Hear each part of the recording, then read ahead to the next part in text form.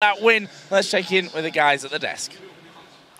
Thank you very much, gentlemen. I think it's a good point that they're raising. You know, talking about Starhorn Royal Club, they are 3-0, and the rest of the analysts on the desk were talking how it's going to be SM that could be the second team to make it out of the group. We'll get to that later. Let's talk a little bit about this particular matchup, because I think for a long period of time, both of these guys were super even. SK held strong in the laning phase despite losing 2v2. Candy Panda and Rated just looked outclassed. Yeah, and the thing is, I want to go back to picks and bans that a little bit, because you basically have a champion like Zilean, who is this very non-committal sort of poke champion, in that he's going to toss a bomb on you and then has very little follow-up since he's got exactly 1 damage ability. Right? No shields, no defensive ability, still 6.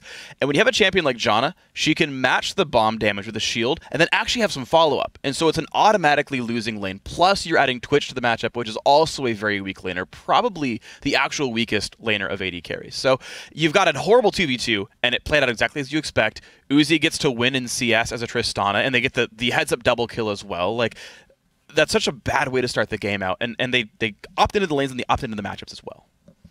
Yeah, and really with the Zilean pick, it seems like you want to get your carries strong and fed. And with Twitch and Syndra and even Kha'Zix, they were fighting too much. They never really got farm, so Zilean's not going to matter if you're not getting these big ticket items. And they kind of were fighting and then rezzing someone who had like double Doran's pickaxe. It's like, it's not going to be a big deal when you res someone like that. Yeah, the one person that was farming that did a fantastic job was, of course, Freddy on that Dr. Mundo. Yeah. This game, in my eyes, felt like Freddy and friends versus Starhorn Royal Club, because he really carried hard. I feel like his involvement in the top lane and teleports was strong. I know probably you were talking about how he was involved in a lot of the big objective plays in the mid game for SK. Yeah, the play bottom that happened actually was Starhorn Royal Club pressing a big advantage. And Freddy noticed that, hey, these guys are way too far out, and right now I'm hitting a big tanky power spike. So he did a big TP bot and just let top, rise free farm. And what happened is something that went bad for SK turned into something good because Freddy saw an opportunity and took advantage of it. Yeah, it worked in their favor. The other side, of course, it is Royal Club that came away with a win. Sure. Uzi, once again, a stellar performance. I would say probably more aggressive than we've seen out of all 3 games. He's got over a 15 KDA throughout Worlds. What did you take away from this Royal Club matchup, and maybe Uzi in particular? I mean, Uzi, I think the game went kind of you expected. Gilius fed him a free kill early game. He tower dove him kind of for no reason and gave him the first kill. Again, the double kill bot lane, where the Zilean lane all-ins pre-6. It's like, you're going to get 6 first. Wait till spray and pray, wait till the Zilean chrono shift, then all in, not a wave early and give up 2 kills to that one. Like, SK had these tools here that they just used improperly. And at that point, you've got a team with very little threat against Tristana. He outranges the Syndra, he's going to outrange the Dr. Mundo. Triss is one of the best champions at killing Mundo as well. And so the game is just set up for Uzi to win, kind of like handed on a silver platter by SK, so of course it's going to play out that way. This particular matchup, I think more than the previous 2 games from Royal Club, reminded me more of how they played in the LPL regional qualifiers. It was very chaotic, it was very all-in. Royal Club didn't necessarily, in my eyes, have that same level of control that they demonstrated against Team Solo Mid yesterday. Do you think there is still possibilities for this team to suffer losses? They've beaten all 3 of their opponents. Yeah. They have to redo that over the coming days. How do people bounce back against the #1 team in Group E?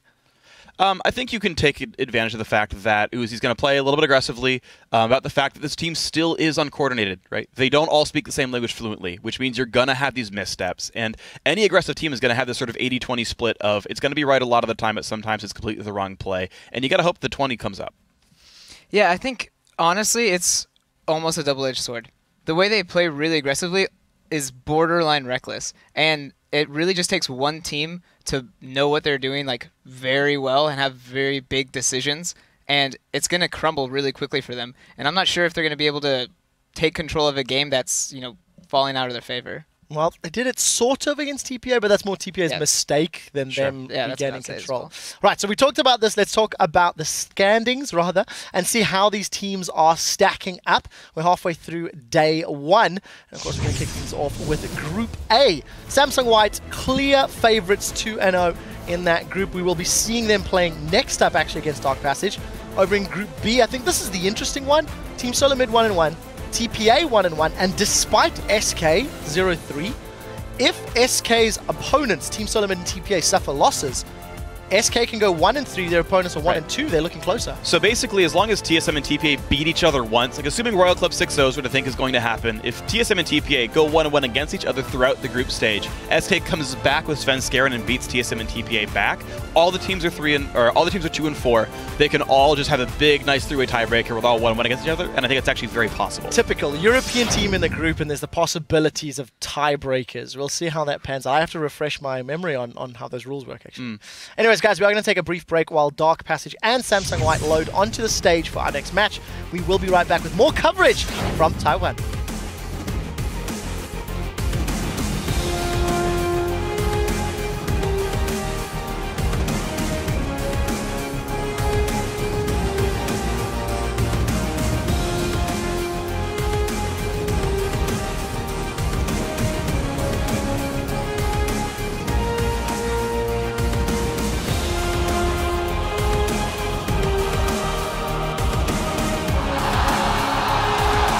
By the way, this guy is insect, so flash before he can insect you.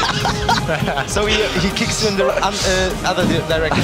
Okay, boys, we just got taught how to counter an insect. Really sidesteps there from the Sonic Wave, but he gets kicked in, and there's the ultimate from Korn. Insect in the meantime going to be flashed onto by Candy Panda. They kill him. They're going to kill Kohler as well. SK gaming to go for this one. Zero the focus. He goes down. Kohler in the next run, but they're going to get on towards him. Gilius goes down. Kohler may go down as well as Freddy comes back in. The heels coming out, and they kill off Freddy. Jez has locked up the ultimate coming out of Candy Panda, but he's just forced back onto the mountain and taken down by Uzi. He is just that